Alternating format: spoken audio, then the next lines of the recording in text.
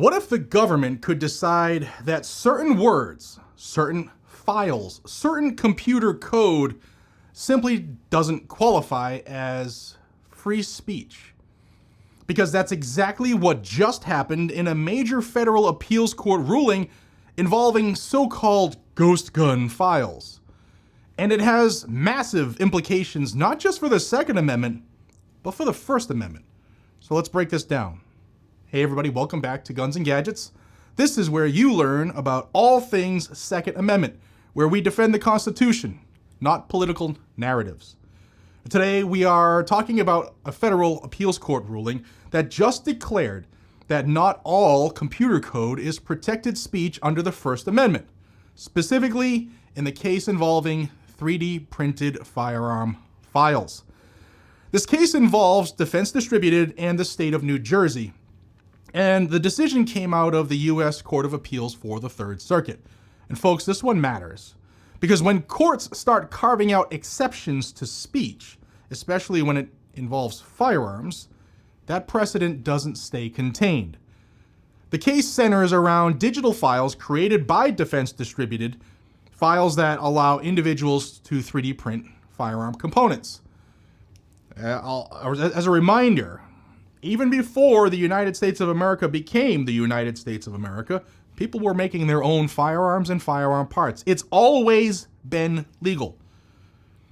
And New Jersey officials argued that distributing those files violated state law. Defense Distributed argued that those files are protected speech under the First Amendment. And the Third Circuit disagreed, at least in part. The court ruled that computer code, when it functions as a tool that enables manufacturing a regulated object, is not automatically protected as expressive speech. Let that sink in. They are distinguishing between code as speech and code as functional conduct. And that distinction is critical. The court essentially said this: yes, code can be expressive, but if the code directly facilitates the creation of a firearm component, the state can regulate it. Regulate speech, because it's functioning more like a blueprint or manufacturing instruction than protected expression. And this is a dangerous legal slope. Because if code that produces a firearm is not fully protected speech, then what about technical schematics, gunsmithing manuals, reloading data, CAD files, YouTube tutorials? Where does the line stop? Now, before I discuss this matter and how it ties into the Second Amendment, a big thank you to today's sponsor, Brooklyn Bedding. This video is brought to you by Brooklyn Bedding. Are you looking for a perfect night's sleep? I sure was. And that's why I grabbed a king-size Sedona Elite from Brooklyn Bedding last May, and what a difference it's made.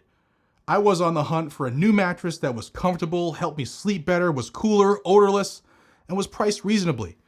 And Brooklyn Bedding has been assembling top-tier mattresses since 1995.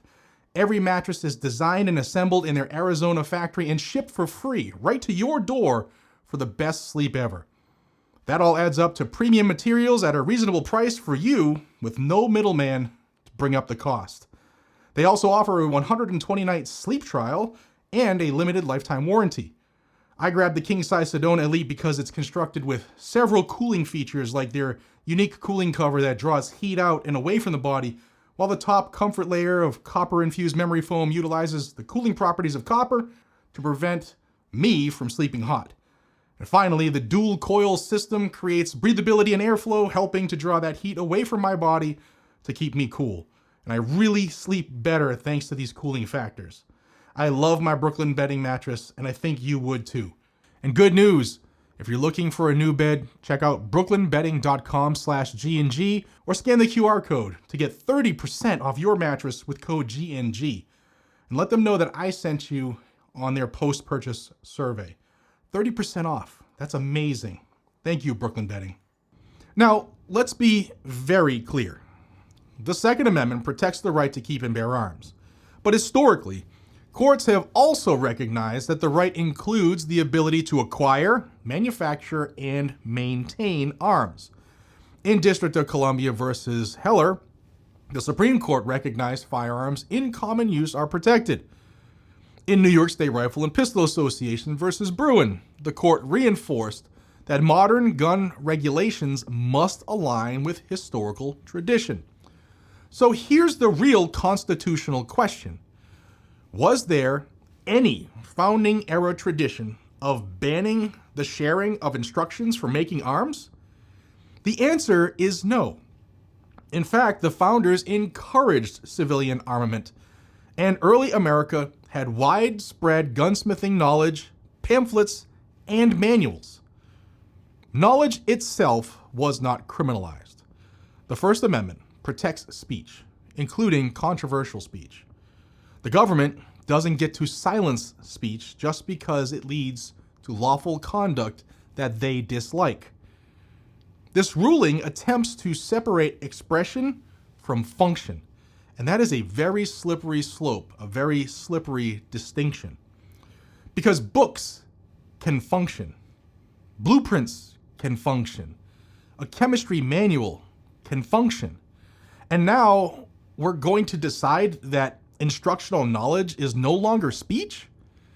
Like, this case isn't just about 3D printed firearms.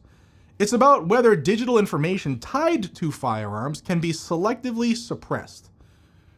And let's be honest, the ghost gun label has become a political buzzword. Most privately manufactured firearms are built by law-abiding citizens. The criminals are going to be criminals no matter what. It's actually the definition of what they are. You're not going to pass a new law where they're going to say, oh, my lord, I must comply now. Yet the political narrative has framed us, law-abiding citizens, as uniquely dangerous. And courts appear willing to carve out constitutional exceptions when that narrative is strong enough. Now, whether you like Defense Distributed or not, it's irrelevant. This isn't about the company, it's about the precedent. Because once courts declare that certain code isn't speech, that principle can and will expand. Could states regulate online ballistic calculators? Could they restrict suppressor design schematics? Could they claim that instructional firearm videos are facilitating conduct? That's not alarmism, guys. That's how precedent works. At the time of the founding, firearm construction knowledge was openly shared. Gunsmithing manuals circulated freely. Citizens built and modified their own firearms. There was no tradition of criminalizing the sharing of technical information about arms. And under Bruen's text, history, and tradition test, that matters. If there is no historical analog, modern bans face serious constitutional problems. This ruling may be appealed further. I fully expect that Defense Distributed will appeal this. And if it reaches the Supreme Court, it could force clarification on whether digital gun files are protected speech and how the First and Second Amendments intersect, whether functional speech can be regulated differently. Now, this could become one of the most significant speech and arms cases of the decade. And here's the bottom line. If the government can regulate the sharing of firearm code because it facilitates manufacturing, then the door is wide open for regulating knowledge itself. And that isn't just a Second Amendment issue. That's a constitutional issue. Because once government starts defining what knowledge is protected, what you can know, and which knowledge is too dangerous to share, liberty is no longer secure. This case is far from over, but it is a major development in the ongoing fight over privately manufactured firearms and digital gun files. I will continue to track this closely because this is a major case that not many people even are aware of. If you found this breakdown helpful, make sure that you subscribe to this channel and hit the bell notification or the notification bell so that you don't miss any future updates. If you're not seeing 2 videos a day during the week or even on the weekends, then you need to come to the channel on your own. Go to YouTube and then search Guns and Gadgets because they are suppressing the channel because we're just putting out the truth and they don't like the truth and they probably love this ruling because they don't want the information out. Drop a comment down below. Do you believe that digital firearm files are protected speech under the First Amendment or not? Let's have that discussion. Until next time, stay vigilant, stay informed, stay armed, and stay free, and never ever stop defending the Constitution. They're trying to take it at every single corner, at every single step, a death by 1,000 cuts, and Generation X, it's on us to protect and defend it, as well as Generation Y, and Millennials, and Z, and A, whatever the next one is. It's on all of us. I'll see you on the next one.